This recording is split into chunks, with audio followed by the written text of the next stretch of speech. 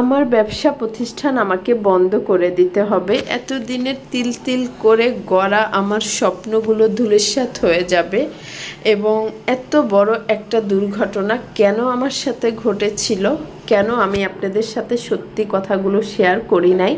আজকে সব কিছু আপু আপনাদের সাথে মন খুলে বলবো, তো ফুল ভিডিওটা অবশ্যই আপনারা দেখবেন।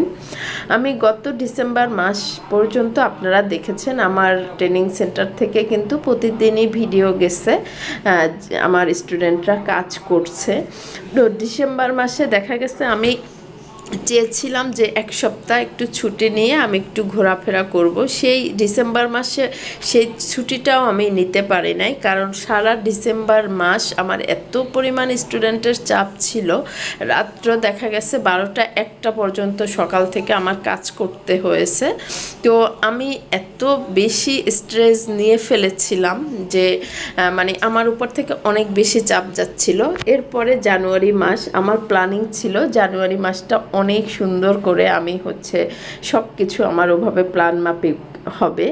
তো যেটা হয়েছিল আমার সাথে জানুয়ারির ঠিক 11 তারিখ, তো আমার ময়মনসিংহ থেকে আমার একটা স্টুডেন্ট, সে আরও 6 মাস আগে মানে ডিসেম্বরের 6 মাস আগে সে অনলাইনে আমাদের কোর্সে ভর্তি হয়েছে। আপুটা ভালো করে কাজ শিখেছে, টুকটাক বিজনেস শুরু করেছে। তো সেই আপুটা একদিন ফোন দিল যে আপু আমি একটু আপনার সাথে দেখা করতে আসতে চাচ্ছি অফিসে। তো উনি ময়মনসিংহ থেকে ঠিক সকাল 6টা বাজে ওনার 2 বছরের একটা বাচ্চা এবং ওনার বুড়ো মা তাকে নিয়ে রওনা দিছে এবং উনি ঢাকার কিছুই চিনে না। তো উনি ঢাকার গুলিস্তানে এসে আমাকে ফোন দিয়ে বলতেছে আপু আমি আপনার অফিসের কাছে এসেছি। তো এরপরে 2 ঘন্টা আপুর আর কোনো ফোন পাইতেছি না, আমি ফোন দিচ্ছি ফোন ধরতেছে না। আসলে সে তো আমাদের অফিস তো মুগদা মান্ডা, সে গুলিস্তানে সে মনে করেছে যে আমাদের অফিস এখানেই। তো যাই হোক, তারপর আর আপু ফোন ধরছে না। তা আমার খুব টেনশন লাগতেছে, যেহেতু উনি কিছু চিনে না, আবার মানে আপুটা হারায় গেল কিনা একটা টেনশন কাজ করছিল। তার 2 ঘন্টা পর আপু আবার ফোন দিয়ে আমার অফিসের সামনে এসে বলতেছে আপু আমি আপনার অফিসের সামনে, আমি আসতে পারছি কিনা, আমার ভয় লাগতেছে দেখেন। তো এভাবে একটা মানে ফোন দিয়েছে। তো আমি কি করেছি, খুব তাড়াহুড়া করে মানে আমার যেহেতু টেনশন ছিল, আমার 2 হাতে 2টা মোবাইল ছিল, আমি সিঁড়ি থেকে নামতেছিলাম। তো আমার মাথায় টেনশন ছিল যে আপুটা অফিসের সামনে মানে অফিসের সামনে এসেছে কিনা বা হারায় গেল কিনা, এরকম একটা। তো আমি তাড়াহুড়া করে নামতে যেয়ে হয়তো একটা সিঁড়ি স্কিপ করে আমি একদম ধাম করে নিচে পড়ে গেছি। নিচে পড়ে যাওয়ার পরে আমার মানে আমি আর চোখের সামনে আমার কিছুই দেখতেছি না, মনে হয় 2 মিনিটের মতো। আমার একটা মোবাইল ভেঙে গেছে এবং আমি অনেক ব্যথা পাইছি। তারপরও আমার মনের জোর অনেক বেশি, আলহামদুলিল্লাহ। আমি খুঁড়িয়ে খুঁড়িয়ে উঠে আপুকে অফিসে নিয়ে এসে বসেছি। তো আপু বলছিল আপু আপনি খুঁড়িয়ে খুঁড়িয়ে হাঁটছেন কেন? তো আমি না আপুটাকে বুঝতে দেই নাই যে আমি আপনাকে রিসিভ করতে যে ব্যথা পাইছি। তো আমি চাইনি আপু কষ্ট পাক, যে উনি যদি শুনে যে ওনাকে রিসিভ করতে যেয়ে আমি পড়ে গেছি, ওনার তো আসলে কোনো দোষ না, কিন্তু উনি হয়তো একটু অস্বস্তি ফিল করবে। তো এই জন্য আসলে আমি চাই নাই আমার অফিস থেকে আমার কোনো স্টুডেন্ট এসে কষ্ট পাক। তো এজন্যই আমি খুব শক্ত মনের মানুষ, এজন্যই ধৈর্য ধরে পরিশ্রম করে আমি একটা অবস্থানে আসতে পেরেছি। তো যেটা বলছি, এরপর আপুকে আমি 3 ঘন্টার মতো সময় দিচ্ছি, আপুর সাথে কথা বলেছি। আপু কান্না করতেছিল আমাকে ধরে, বিভিন্ন কথা আপুকে যেটা হয় যে মানে সে তো আমার সাথেই শুধু দেখা করতে এসেছে, তাই না? তো এরপরে আমার এতক্ষণে কিন্তু আমার পা ফুলে আপুরা ডবল হয়ে গেছে। তো আমি খুব কষ্ট হচ্ছিল, তাও আসলে আপুকে বুঝতে দিচ্ছিলাম না। এরপর 3 ঘন্টা পরে আপুকে বিদায় দিয়ে এরপরে আমি আমার আত্মীয় স্বজন তাদের খবর দিয়ে, যে ওরা তো আমাকে দেখে অবস্থা মানে যে আমাকে বকতেছে যে তুমি কেন সাথে সাথে আমাদের খবর দিলা না, মানে ইনফর্ম করলা না। কিন্তু আমি যদি সাথে সাথে ওদের ইনফর্ম করতাম, ওরা আমাকে নিয়ে ডক্টরের কাছে চলে যেত, তাহলে আপুটা মনে করতে তাকে ইগনোর করছি। বা সে যে এত কষ্ট করে সেই সকাল 6টা বাজে ময়মনসিংহ থেকে ঢাকা চিনে না এসেছে, তাহলে তাকে তো মানে খুব কষ্ট দেওয়া হতো। এই জন্যই আসলে বলি নাই। এরপর এরপর আমাকে ধরে কোনোভাবে নেওয়া হয়েছে ডক্টরের কাছে। তো প্রথমেই এক্সরে দিল। এক্সরে করার পরে মানে এক্সরে রিপোর্টে ডক্টর দেখে বলতেছে আপনার পা খুব খারাপভাবে ভেঙেছে। হ্যাঁ, শুধু ভাঙে নাই, মানে আমার বিশ্বাস করেন পায়ের পাতা একদম ভি শেপের মতো হাড্ডি ভেঙে এক জায়গা থেকে আরেক জায়গায় চলে গেছে। হ্যাঁ, তো ওই ডাক্তার বলতেছে আমি পারবো না, আরও বড় ডাক্তারের কাছে যাইতে হবে। তো এরপরে আরেক ডাক্তারের কাছে গেলাম। তো ওই ডাক্তার বলল মা এত খারাপভাবে পাটা কিভাবে ভাঙলেন। তো যাই হোক, এরপরে উনি আমাকে একদম ব্যান্ডেজ পুরা একটা পা বানায় দিচ্ছে আমার পায়ের উপরে, মানে খুব ভালো করে হচ্ছে যাতে আমি মুভমেন্ট করতে পারি।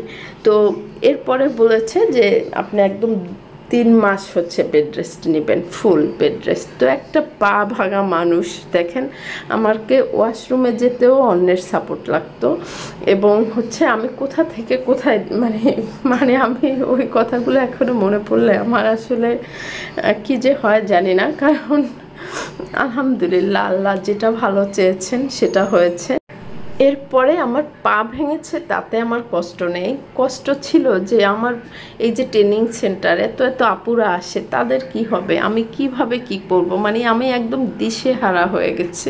শুধু আল্লাহর কাছে 2 হাত তুলে বলতাম আল্লাহ তুমি সমাধান করে দাও, কি করব আমি। কিন্তু বিশ্বাস করেন আলহামদুলিল্লাহ আমার অফলাইনে 3 মাস ক্লাস বন্ধ ছিল, কিন্তু অনলাইনে এই 3 মাসে যেই পরিমাণ স্টুডেন্ট ভর্তি হয়েছে সেটা মনে হয় আমার গত 1 বছরও ভর্তি হয় নাই। আলহামদুলিল্লাহ আল্লাহ দেখেন আপনাকে একদিকে আল্লাহ কষ্ট দিলে আর একদিকে আপনাকে কত খুশি করে দেবে জানেন। আল্লাহর মতো মহান এই পৃথিবীতে আর কেউ নেই। মানে আমরা তারপরও আল্লাহর ইবাদত বন্দেগী করি না। দেখেন আল্লাহর কাছে চাইলে এমন কিছু নাই যে পাওয়া যায় না।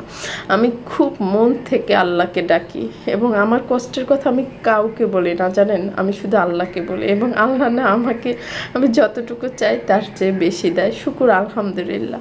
তো দেখেন আমার পা ভেঙেছে, তার চেয়ে বেশি কিন্তু অনলাইনে আমার স্টুডেন্ট ওই 3 মাসে মানে অনেক বেশি স্টুডেন্ট ভর্তি হয়েছে, এবং অনেক অনেক আপুরা আসলে তখন আসতে চেয়েছিল শিখতে, আমি একদম না করে দিয়েছি যেহেতু আমার 3 মাস অফিস বন্ধ ছিল। একদম জানুয়ারির 11 তারিখ এই ঘটনা হয়েছে আমার সাথে, আমি এপ্রিলের 10 তারিখ হচ্ছে অফিস খুলেছি, মানে 3 মাস পরে একদম আমি অফিস খুলেছি। তো আলহামদুলিল্লাহ অফিস ওপেন করার পরে কিন্তু আমার স্টুডেন্ট আবার আগের মতো আসা শুরু করেছে, আগের চেয়ে আরও বেশি। তো শুকুর আলহামদুলিল্লাহ সব কিছুর জন্য। তো আপনাদের জীবনেও এভাবে উত্থান পতন হইতে থাকবে, আল্লাহকে ডাকবেন, দেখবেন আল্লাহ কিন্তু ওভারকাম করে দিবে। কখনো হতাশ হবেন না, কারণ আমার পা ভেঙে আমি প্রথম তো ভেবেছিলাম যে আমার কি হবে, আমার সব মনে হয় শেষ হয়ে যাবে, মানে আমি কি করব, আমি মানে দিশেহারা হয়ে গেছিলাম 2-1 দিন। কিন্তু আলহামদুলিল্লাহ আল্লাহ কিন্তু আমাকে যেটা বললাম যে এত পরিমাণে অনলাইনে স্টুডেন্ট ভর্তি হয়েছে তখন, এখনও হচ্ছে আলহামদুলিল্লাহ। তো এটা আসলে আপু আপনাদের সাথে আমি শেয়ার করা হয় নাই, এবং আমার যখন প্রাইভেট গ্রুপে আমার স্টুডেন্টরা, আমার শত শত স্টুডেন্টরা শুনেছে যে আপুর পা ভেঙে গেছে, বিশ্বাস করেন যে আপুরা এক একটা মেসেজ লিখেছে, মনে হয় এক একটা বড় বড় চিঠি। আমি মনে হয় 5 দিনও আপুদের মেসেজ মানে পড়ে শেষ করতে পারি নাই, শুধু দোয়া আর দোয়া। এর চেয়ে বড় প্রাপ্তি কী আছে বলেন।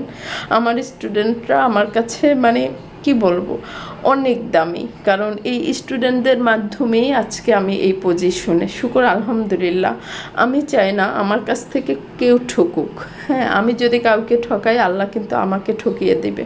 তো আমার অনেক স্বপ্নে মানে অনেক কষ্টের হচ্ছে প্রতিষ্ঠান, তো আমার অবশ্যই সেই প্রতিষ্ঠানে সৎ থাকতে হবে, এবং সেটা আল্লাহ জানে। আমি এই যে পা ভেঙেও হচ্ছে আমি যতটা, আমি সব সময় স্টুডেন্টদের সাথে আমার কিন্তু সম্পর্ক ছিল অনলাইনে সব সময়, হ্যাঁ, তাদের সাথে, এবং তারা যে কি পরিমাণ আমাকে খোঁজ খবর নিয়েছে, সবাইকে অনেক বেশি ধন্যবাদ। আমার লক্ষ্মী সোনা স্টুডেন্টরা সবাই অনেক ভালো মানুষ আলহামদুলিল্লাহ। আপনাদের মতো স্টুডেন্ট আমি সাথে পেয়েছি, আমি ধন্য। তো যেটা পুরা হচ্ছে অনেকের কাছে হচ্ছে এগুলো শেয়ার করা হয় নাই, আজকে আসলে বললাম। এবং সত্যি কথা বলতে আপনি যত হচ্ছে ভাঙবেন তত বেশি শক্ত হবেন। মানে প্রতিটা নারী, আমি বলি নারীরা কিন্তু অনেক ধৈর্যশীল, তো তাই কোনো বিপদ আসলে অবশ্যই হতাশাগ্রস্ত না হয়ে আল্লাহকে বলবেন, দেখবেন আল্লাহ কিন্তু আপনার ওই বিপদ থেকে আপনাকে কখন ওভারকাম করে ভালো একটা দিক নির্দেশনা দেবে আপনারা বুঝতেও পারবেন না। যে কোনো কাজে লেগে থাকলে, সততা থাকলে আল্লাহ আপনাকে কখনো ঠকাবে না। হ্যাঁ, মানুষ ঠকাইতে পারে কিন্তু আল্লাহ ঠকাবে না। তো সব সময় ইবাদত বন্দিগি করবেন, আল্লাহর কাছে চাইবেন, দুই হাত তুলে। মানুষের কাছে, কারোর কাছে হাত পাতবেন না, আল্লাহর কাছে হাত পেতে চাইবেন। আমি সব সময় বলতাম এটাই যে আল্লাহ তুমি তো সব জানো। আল্লাহর সাথে আমি সব সময় কথা বলি, আপনারাও কথা বলবেন আল্লাহর সাথে, আল্লাহর কাছে চাইবেন, দেখবেন আপনারাও সফলতা পাবেন ইনশাআল্লাহ। সবাই ভালো থাকবেন। আসসালামু আলাইকুম।